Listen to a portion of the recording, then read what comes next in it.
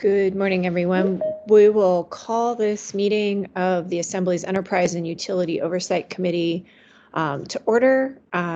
Desiree, can you please call the roll? Yes.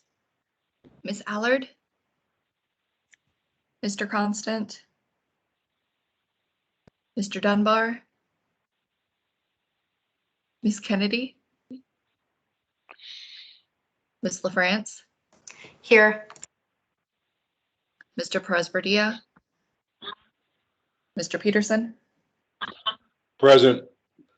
Mr. Rivera? Present. Mr. Weddleton? And Ms. Zalatel? Here. Mr. Constant is excused, and I'll be chairing today's meeting, and I understand we may just watch out for those other members. So today we have with us folks from Merrill Field, and we're going to hear about what's been going on there.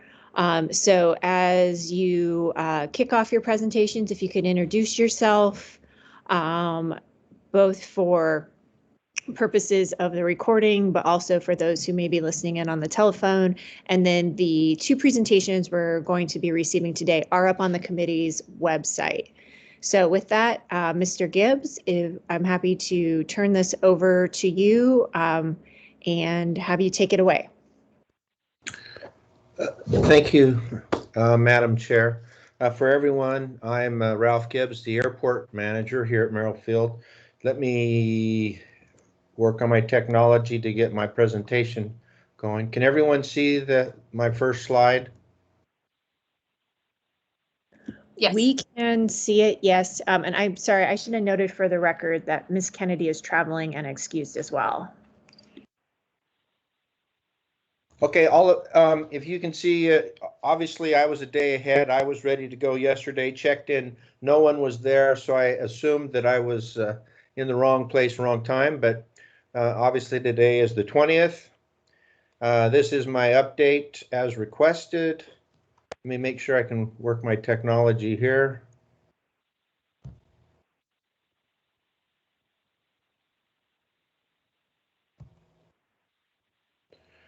So just some context before I show you the numbers. Due to some scarcity of funding, I canceled or pushed out to the out years some airport improvement projects that had been approved on the airport master plan by the FAA, but we just couldn't afford the match. So I wanted to make sure that we used some of the CARES funds that we did receive to pay the matching funds so we could bring those projects back into a current schedule for the next 4 years. And my next slide shows you the breakdown of the funds. Now, you all might remember our first DOT, Department of Transportation CARES grant came in at just under 18 million. We had 4 years to use or lose, and so it expires in April of 24. About a year later, the Department of Transportation decided to give us another $1 million. All the same rules and regulations apply as far as what we can spend it on or not. It all came in as operational funding, which means that we had to request a conversion to development funds if we wanted to use it for a capital project. You'll see the next line shows that our current development projection is 9.2 million. The first time I came before the committee, we were thinking, and it was just a rough estimate, that we probably asked the FAA to convert 8 million. So some of the projects we've repriced, and that's our current number for development out of this whole pot of money. The CARES match, so of those AIP projects, which are not visible here because it's not CARES, we're going to need about 666,000 of those CARES dollars to pay the match to do those AIP projects, such as the Runway 725 projects and some of the other projects that we previously talked about. And the balance is the 8 million in the operating funds that we have earmarked based on all those projects that we've listed when we first came before the assembly. And there's a new line item here because of those scarce dollars when I first took over 3 years ago. My goal is to, at the end of this CARES funding, we'll have about $500,000 left over for a reserve that we can keep using like a piggy bank, and as we become more efficient, keep putting money in there. So as these AIP projects come up that we need to maintain the airport, after the CARES money is all expired, we will have a reserve that we can go to make those cover those matches. Now, just as a point of reference, right now we're in the middle of a $10 million project for the airport access road. As a part of the CARES goodwill, the FAA decided to give that to us with no match required. So we, in essence, got an extra $625,000 because of CARES for this project. So it's been a very good time for the airport. Before you Now, move what on, did we do with, yes, for the yes, ma'am? record, yeah, I want to note for the record, Ms. Eller joined us at 11:18 and Mr. Weddleton just joined us. And this is a reminder to members as well to pop in the queue if you have any questions. Thanks for the interruption, Mr. Gibbs. Please continue. Yes, ma'am. So what have we done with the money so far? One of the things I was asked to do by city leadership and the municipality leadership was to provide some financial relief to airport customers. For 2021, we've already accomplished that. The increase that I presented to you a couple of years back that you all approved for 4 cents a square foot, we calculated that out and determined that the easiest way to give them relief of that increase that took place was to give them 1 month free starting in 2021. And so every leaseholder got that first month in January, no charge to them. That was the easiest way for us to try to meet this expectation and give them some relief. The other thing we have presented to the assembly, some of our maintenance vehicles are extremely outdated, snow removal equipment, and we have POs in process to acquire those. The maintenance spaces needed a rehab. Again, this is old news, but I just wanted to let you know where we were in the obligation of those funds. Now, we also wanted to bring in 5 new instrument approaches for the commercial operators so that they don't have to divert to Ted Stevens. The engineering for that, the development is in process. The Hughes Aerospace folks just met with the tower and the FAA airspace folks just yesterday, in fact. So that's all underway. Well, I'm sorry Mr. Constant is not here because this is a bullet I think that is near and dear to his heart. We're going to rehab the Orca Street properties on the airport side to improve our interface with our Fairview neighbors. And we have contracted with HDL to begin looking at all the things that we need to do and would like to do. If I had my way, we'd have Disneyland lights and trees all along that side of the road. But of course I don't. But we're also looking to acquire the city electric property that we've discussed so that a company, perhaps Launch Alaska, can bring in some high-tech aviation companies. And we're waiting, and the FAA is waiting on our environmental study for that. That property includes a very large parking lot, which is separate from 3 large buildings. Both sides of that street are suitable for development and revenue generation. And so this is where I plan to get some of the additional revenue to keep building that reserve so I can pay the match without having to increase rates if at all possible. One of the other things we talked about was the acquisition of some simulators that had previously been owned by the Medallion Foundation, so we could help reduce the controlled flight into terrain CFIT accidents. We got 7 of them at 10% of their appraised value, that's $75K, so we've paid that. I have them all set up, and in fact, I have airport users coming in, especially the helicopter sims. So we're starting to build revenue. I'm personally working on 2 others before we invite the public in and start doing a full court press in advertising.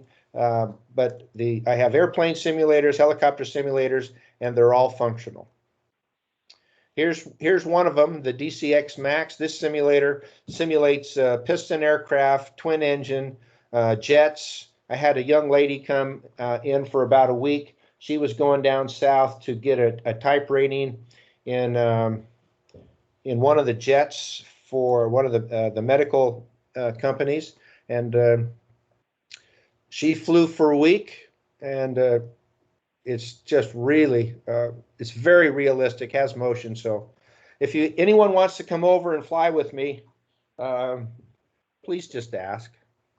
On that parking lot, my vision is a new sim center, 10,000 square foot, but again, it's tied to the environmental studies. And so we're waiting for all of that to work with the FAA to use some of our CARES to build this building and a parking lot. Because if someone like Launch Alaska were to take over those buildings, and someone like Viper takes over some spaces on this side, not only do I need parking for the simulator students, but I need parking for those business enterprises. And that, in my mind, is what that parking lot would provide. Here's the helicopter simulator that we have. It's the busiest one in the building. Now let's just say here's my golden goose. Between the AIP grants and the CARES development, construction grant dollars into the Anchorage economy equals approximately $34 million. And ma'am, on that note, that concludes. Oh, no, I'm sorry. I have one more slide just to, there it is.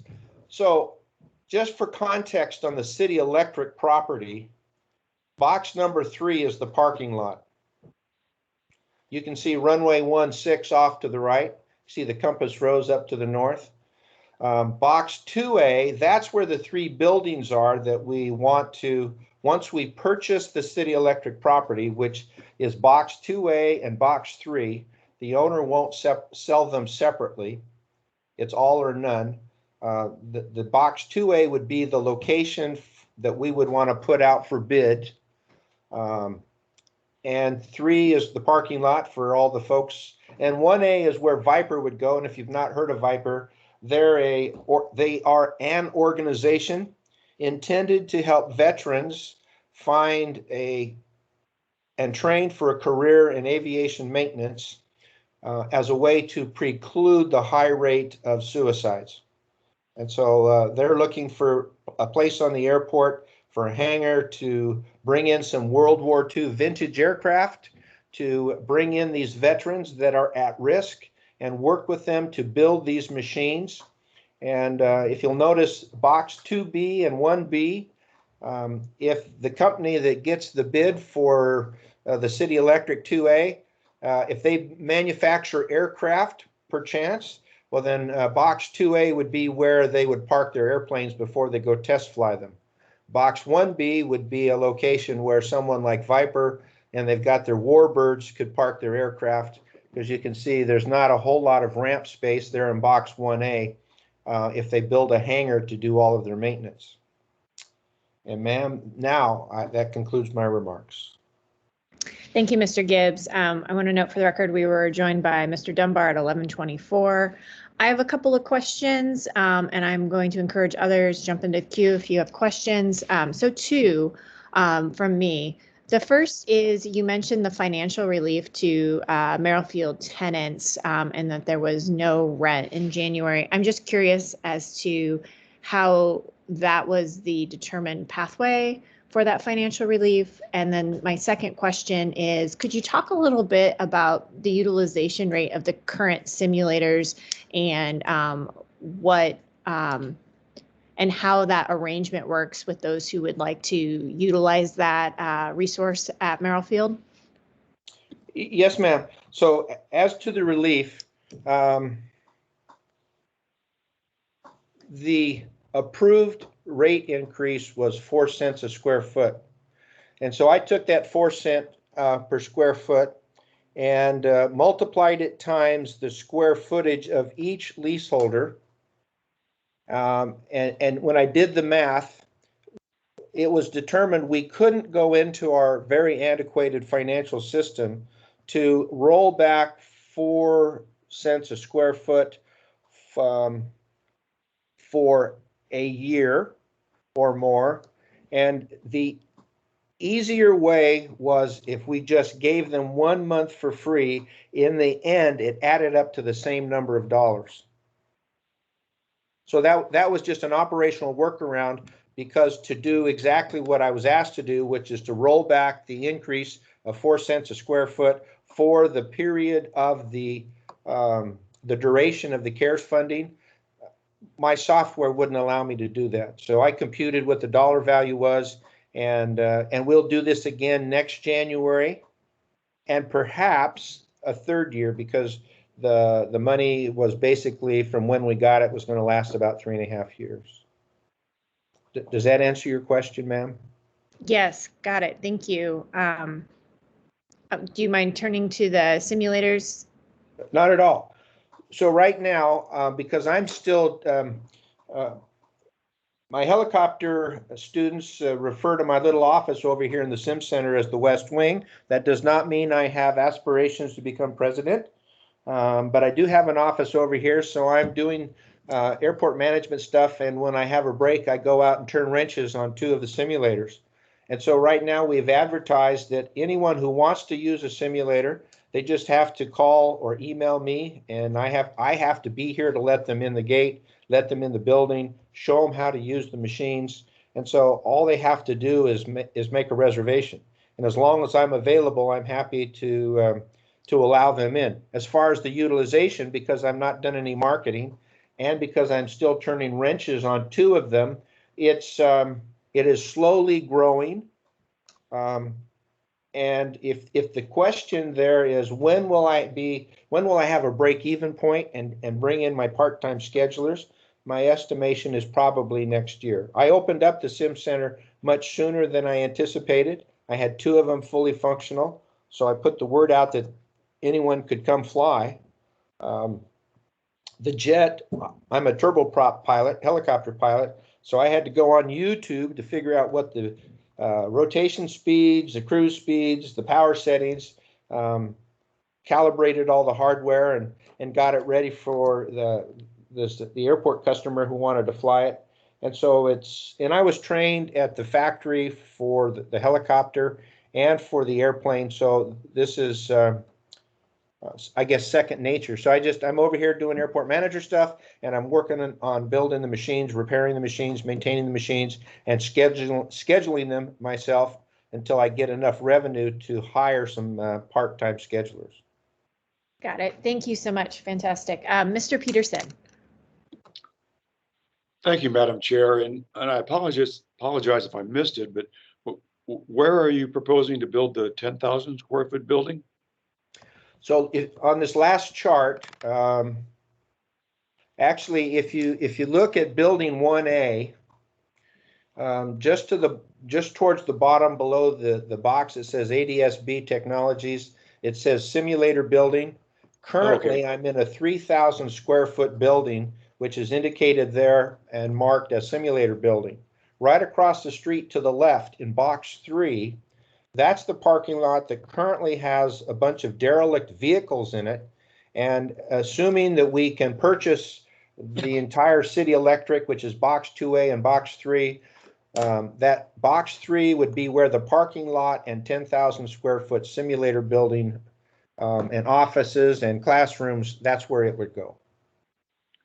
Okay, great. Thank you. Yes, sir. Great. Any other questions for Mr. Gibbs before we move on to our next item? All right. Well, thank you, Mr. Gibbs, for that update. It's great to see how all of this is coming together. I'm sure we'll be asking for additional updates as we move through the years that you have to spend the CARES Act funding. Yes, ma'am. Next up, we have Launch Alaska to update us on their collaboration with Merrill Field. Who from Launch Alaska do we have joining us today? Hi, this is Isaac Vandenberg. Hi, Mr. Vandenberg. You are welcome to go ahead. And did you have a presentation to share on the screen? Yes, I do. It's available through the committee's website, and I'm looking at it on my end, although I don't have a web interface. So I'll just prompt the next slide if that works for you on your end. Just give us a moment. Desiree, could you bring up Launch Alaska's presentation for us, please? Yep, one sec. Thank you.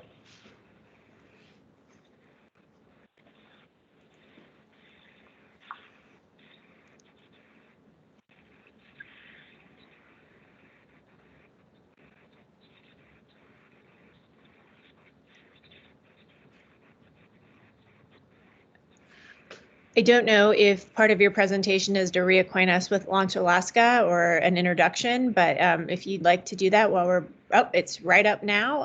If you just prompt us for next slide, I will turn the floor over to you. Then thank you, Madam Chairperson, for the invitation to present. And yes, I was thought it might be worthwhile to provide a little update on what who Launch Alaska is and what we're doing before I jump into the specific project at Merrill Field. And so going to that next slide, focus on the team. We're a small group of folks who are working to develop a startup ecosystem here in Alaska. We run basically an 8-month Shark Tank program, if you will, where we recruit companies from anywhere in the world, Alaska, outside of Alaska in the lower 48, and even internationally. And they come to Alaska to vet their technologies, to find Alaskan partners to work with, and get early customers, prove out their technology, prove their business model, and scale from here to larger markets. So our whole organization is focused on supporting innovative startup companies. And we've been at it for several years now and have 31 companies in our portfolio, which you can learn all about if you go to our website, launchalaska.com. It's a really exciting group of companies. Some of the most exciting startups in the world are wanting to do business here in Alaska and are working with us. And it's just an exciting kind of bright spot for the local economy. So go to the next slide if you would. So the opportunity, as I mentioned briefly, is we think Alaska is a world-class deployment ground for young startups that have technologies in energy, transportation, food, and water. We feel that the world is going through this pretty profound transition right now, where all these systems and all these technologies are removing carbon and electrifying food, water, transportation, energy systems. This is driven by several things. One is just the fundamental technology. If you've driven an electric vehicle, you know that it's a superior machine that is also good for the environment and has a lower total cost of ownership. And within the next couple of years, we'll have a lower purchase price as well. But there's similar examples across all sorts of different technology areas where electrification and decarbonization is a better technology, and it's starting to compete head-to-head with carbon-based technologies. And then within the energy sector, there's just incredibly declining cost curves on renewables and storage, which is a huge opportunity for Alaska for us to reduce our energy cost and to open up economic opportunity with this new energy system. And within that, one of the most exciting areas is the decarbonization or innovation in the aerospace sector. So if I can go to the next slide. So there was a report that our friends over at the Center for Economic Development did a couple of years back that studied the aerospace community in Alaska and kind of analyzed what kind of innovation and small companies and what kind of growth opportunities there are.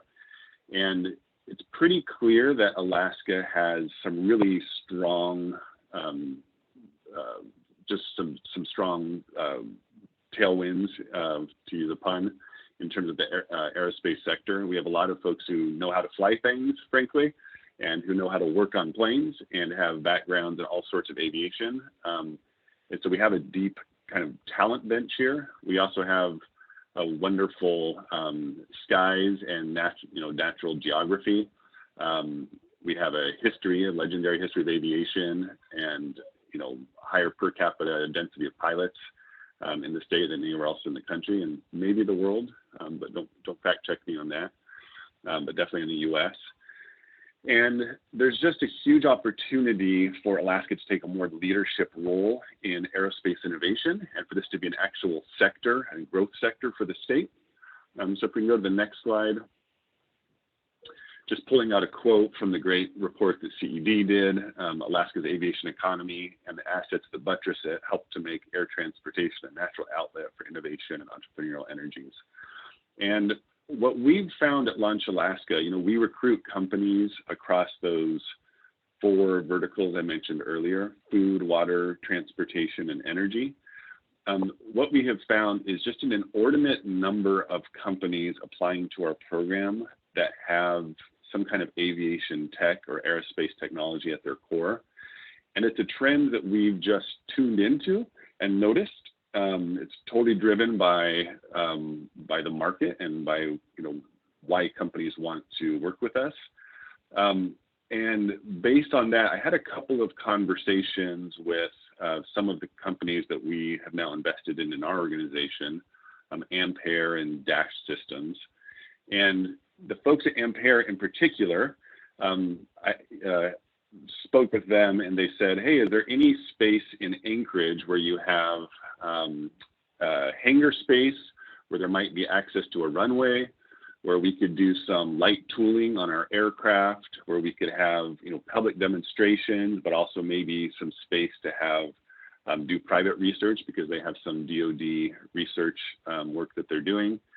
And I said, well, let me call maybe someone at Ted Stevens, but they're pretty big, and it's I'm not sure that's a great fit. And they said, no. Are there any municipal airports in Anchorage that would have that kind of a setup? And so I called Ralph, literally hung up the phone with the CEO of Ampere, and called Ralph and said, hey, Ralph, one of our companies is looking for some space.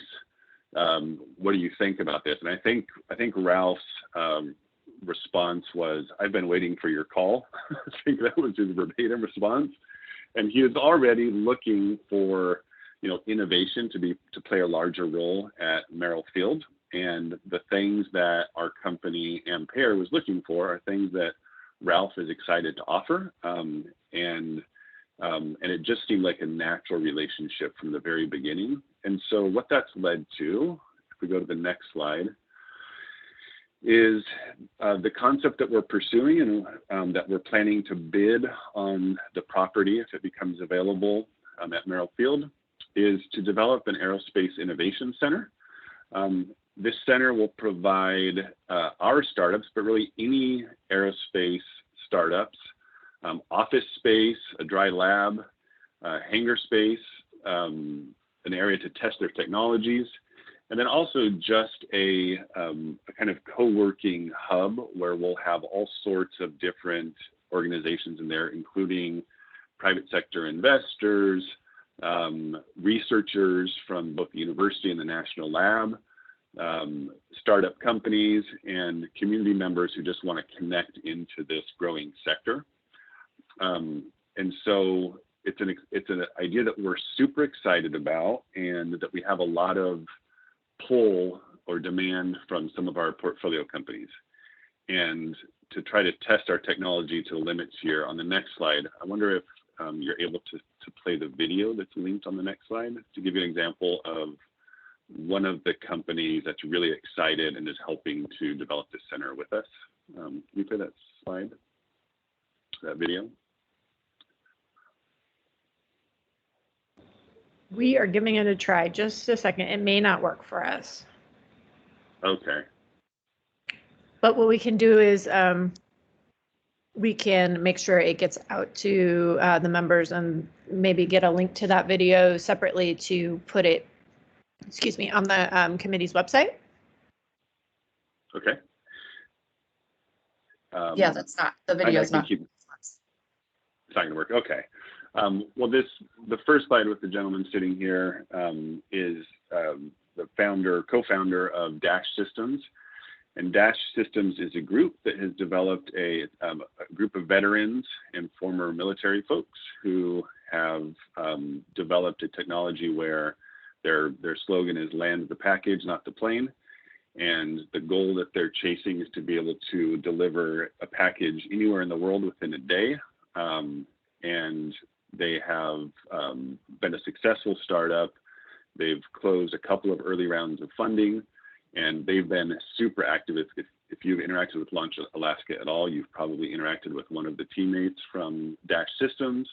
And what they do is they're trying to save fuel and time and cost on rural deliveries to remote parts of the world, and they're very focused on Alaska. And they're working with the Air Carriers Association in the state, working collaboratively with the Air Carriers Association. And what they're doing is they have this very inexpensive technology where instead of landing a plane in each community or in each hub community, they've developed these devices that's not a drone, but is a kind of payload delivery device that can land packages within a 1 square meter area in any weather. And it's a fascinating company that is growing very quickly and hiring very quickly. And they are really wanting to have their home base based out of Merrill Field. And they're also on the advisory committee for this center that we're developing. So I encourage you, if you have a couple of minutes, visit their website, it's Dash Systems, click through some of their really inspiring videos, and I think you get excited about this really exciting company. And then the next slide, which is also a video, is a group called Ampere, and they have developed the world's first hybrid electric airplane. And they have recently been acquired by Surf Air, again, a high growth young startup that recently did a demonstration, which you may have read about. They got great press coverage where they did the first flight of a hybrid electric airplane based out of Maui, where they went from Maui and out to Hana and back to the airport all in a single charge. And this is a kind of milestone for the hybrid electric aviation world. Again, very exciting company that really wants to be up and running in Anchorage and is on the advisory committee for this innovation center. But we need to provide them space and a place to operate out of.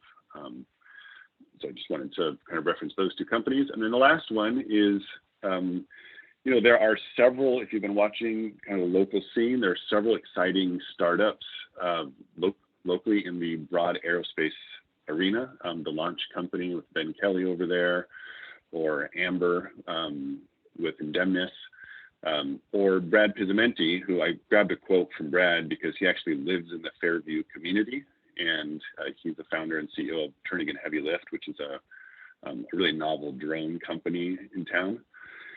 And he's really excited about this center because as a startup founder and a believer in public-private partnerships, he's overjoyed at the prospect of an aviation innovation center. He thinks Merrill Field could be a place where they design, test, and build hardware for Alaska's future. So just great to have a resident of the community that is super excited about this center and is helping us design it and develop it as well. And so I just wanted to give a brief overview on that next slide of the initial project partners. So most of these are portfolio companies of ours. Signal, which is a group out of the UK that has just opened its US headquarters in Anchorage, Alaska. Again, an exciting software startup that's focused on the commercial aviation and shipping and cargo and logistics industries. So you can imagine why they would want to be in Anchorage. Dash Systems, the group I just mentioned. Parallel Flight Technologies is a group that former Tesla engineers who have this really amazing drone that can carry very heavy payloads, and a group that's funded by NASA. And again, it's just an exciting high growth startup. Ampere, who I mentioned.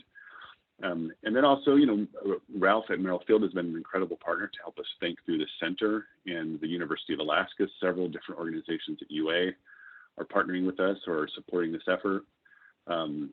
and the launch company, the local startup, Ben Kelly, that just was acquired as well.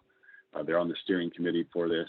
The boardroom, a local working space, will operate the center, the kind of software of the center for us, the co-working aspect of it. Indemnis is signed on as a supporter, turning in heavy lift. And then our main funder at Launch Alaska is the Office of Naval Research. They're very excited about this center for a variety of topic areas that they're pursuing. So they're a key supporter of this potential center. And then one bit of exciting news is just this last week, we received a little bit of funding from the Economic Development Administration to basically hire some engineers and architects and environmental folks to study the site where this center would go and make sure that it's safe for development, and then also make a recommendation as to whether the potential site could be renovated, or if the recommendation is to raise it and build something anew. But that funding from the EDA really puts wind in the sails of this project, because it allows us to have some technical folks look at the site and make a recommendation, and begin doing some of the conceptuals and designs to get us ready for effectively what would be a capital campaign to build the center or renovate the center later this year in early 2022. So that's the high level of this program. I'm here to answer any questions that you have, and I'm happy to take this conversation where you'd have it. Thank you so much. Do you have a question for you? Mr. Weddleton, please. Well, thanks. Yeah, it's really great to see this stuff going on at Merrill Field with this stuff too. So, you've got quite a staff, and how do you make money? I mean, you mentioned that you Office of Naval Research and this EVA, but where do you fit in? I mean, and where's your money come from? Yeah, so there are kind of three buckets. One is federally funded. We're a 501c3 nonprofit. And so we receive funding from a variety of federal agencies, primarily the Office of Naval Research and the through the National Lab System, who are motivated to prove technologies and develop technologies. So that's why they are supporting us. We also have signed a series of innovation partnerships with different asset owners through Alaska, where they're effectively we're acting as kind of an innovation partner to them and helping them think through some of their tricky challenges, and receive a little bit of compensation for that. And then we also have run a couple of investment funds ourselves as a managing member, and we're also involved in another larger investment fund. And so we receive a little bit of carry and management fee off of those. So, we're a nonprofit, but we are doing our best to make sure that we are sustainable and not relying entirely on public funding, but relying on a mix of different revenue sources. Well, that's good. Thank you.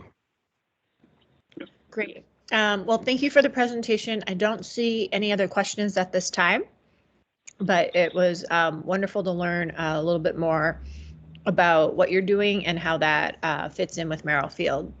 So with that, we're going to turn to next item in our agenda. There is no other business I'm aware of, but we're moved to number 4, committee, legislative, and budget priorities and other standing items. And the first standing item is the SWU update. And for that, I'm going to turn the floor over to Ms. LaFrance.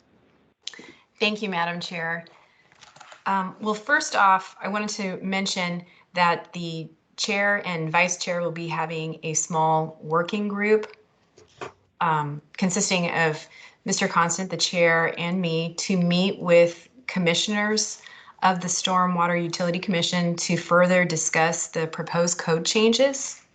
And I was able to listen in to most of yesterday's Stormwater Utility Commission meeting, and again, I was struck with how fortunate we are to have such a highly qualified group of people who are willing to share their time and expertise And I also wanted to mention to the members of the committee that the Chair Constant, and Vice Chair Zelatel have extended a standing monthly invitation to the commission to participate in these meetings. And so going forward, there'll be a stormwater utility update on 2 points, one a commission update and then a project update. And I believe today the chair of the commission, Tomas Dieck, is on, and he may want to provide an update. And I also believe either Mark Schimsheimer or Todd Carroll, who is the project manager, may be able to give a project update. So, Madam Chair, if you would like to turn to those two individuals for more information, that would be great. Thanks. Fantastic. Thank you, Ms. LaFrance. We'll start with the commission update. If you'd like to go ahead. Yes, my name is Tamás Dayak. I am the chairperson of the Stormwater Utility Advisory Commission. And thank you, Ms. LaFrance, for attending the meeting on Tuesday. We have a standing monthly meeting, regularly scheduled as ordained by you on the Assembly. And our current update has to do with, as far as commission update goes, has to do with the process in which we examined, per the request of Ms. LaFrance and Mr. Constant, to look at the ordinance which created the commission and make some recommendations based on that ordinance to ensure that our proper processes are in place. We have done that. We have responded to the Assembly with that, and that's what Ms. LaFrance referenced in the previous statement. The news on the commission business right now, or the commission standing right now, is that we have all 9 commission members we perceive to be the ones be on the commission, or we'll have a discussion about that later. But we have 9 members now appointed by you. And as Ms. LaFrance alluded to it, it's a very competent technical group with a lot of spread in the community in terms of location and background. And I think this is going to be a very good body to work through the process of the project for examining the need for a stormwater utility, which is what is referenced as the project. And I believe we definitely have Christy Bischofberger online. I know that, but I'm not sure about Todd. Maybe they can jump in for the project update. That's all I have. And if you have questions, please let me know. Great. Thank you so much for joining us today. And we look forward to these regular updates through the committee. And yeah, let's turn over now to the project side. Yeah, I'm Todd Carroll. I'm with Anchorage Water Wastewater Utility. I'm the project manager for the project. Thanks for inviting me to give an update today on that end of the work. The contract status, we have we're formalizing the amendment to the contract for update with a updated scope, schedule, fee, and also a draft public involvement plan. We've started to work on the first initial tasks, 1 through 3 as we're calling them, for funding alternatives, the public involvement, public outreach plans, and the initial infrastructure baselining of water quality and stormwater.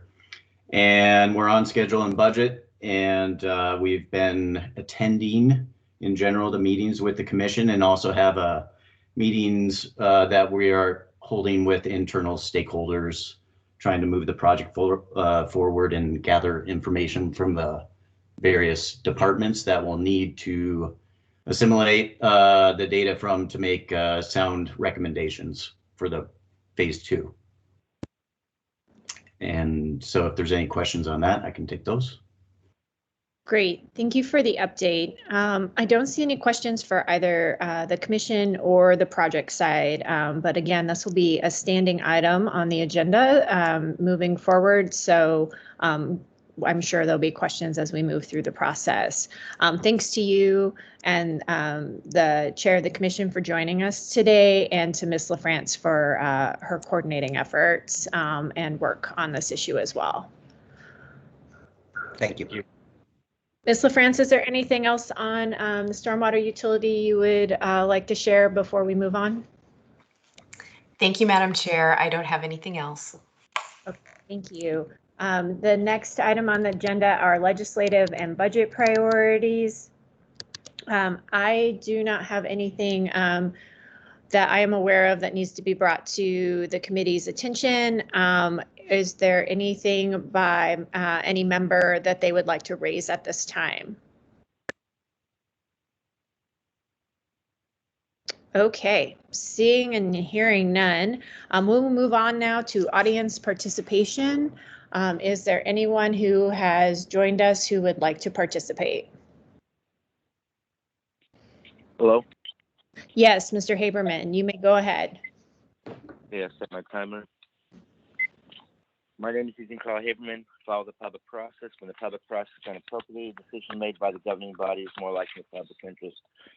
First, I'd like to note the only way for the public to be able to connect with this meeting, and by the way, you did have the documents on the committee website for the presentations, and thank you very much. They were there, and the agenda along with it. Thank you. So the public could follow in that degree. But as far as connecting in a visual, public is in the dark to whatever was before you. But that did not happen in the Assembly Economic Committee meeting that happened shortly before this meeting, where there is a connection the public can view and see if this document is presented and so forth. And then the next two committees, just for the record, that's coming up today. One's the Budget and Finance Committee. The only document there on the committee website is the agenda, no other document. And then that follows with the Audit Committee, Semi-Audit Committee, and there is the audit. There is a presentation dealing with audit, and there is a document there, and thank you for that. But both those means the only way for the public connect is with an audio connection and not with a visual connection, and you need to be consistently doing that.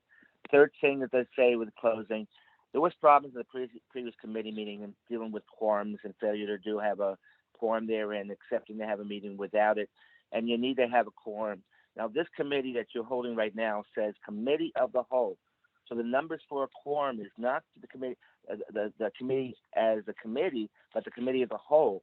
And there's a question whether you had a quorum there. And some of the other committees that follow meetings today, when you say committee of the whole, you got to determine the number by the number of people on the assembly and not just the number that's on the committee. And it's very important that you have a quorum to conduct a meeting. If you don't have a quorum, you can't conduct a meeting. End of story there. And just the last point is this, and just to remind you, because I go back so long, the COVID thing you adopted legislation to allow you to be remote. Okay. Other than that, you couldn't vote you had to be physically present. Yeah, that's legal, and you've done that.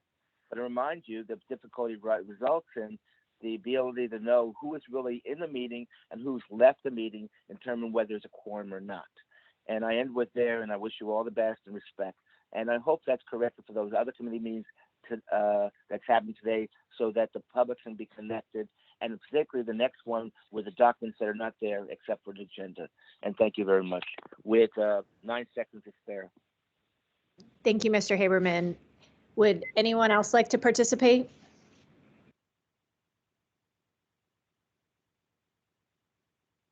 Okay, seeing or hearing no one else, we will go ahead and adjourn this meeting. Thanks to all of our presenters and everyone for joining.